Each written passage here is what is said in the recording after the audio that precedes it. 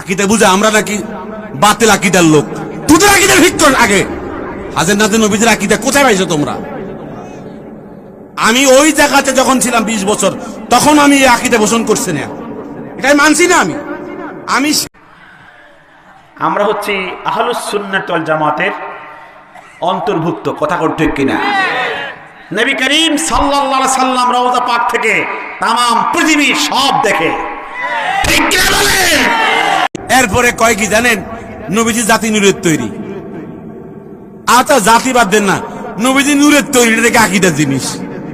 আমার ছাত্ররে 29 মিনিট বুঝাইছি। 29 ছিলাম।